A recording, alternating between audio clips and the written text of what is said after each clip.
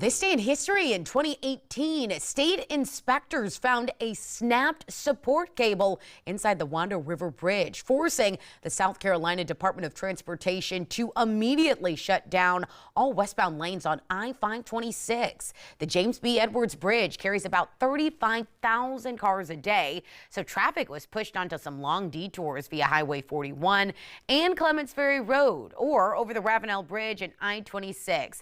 That's snarled commutes and delayed school buses. What started as a planned 48-hour closure turned into weeks of repair work and a temporary crossover lane before the bridge fully reopened in early June of that year.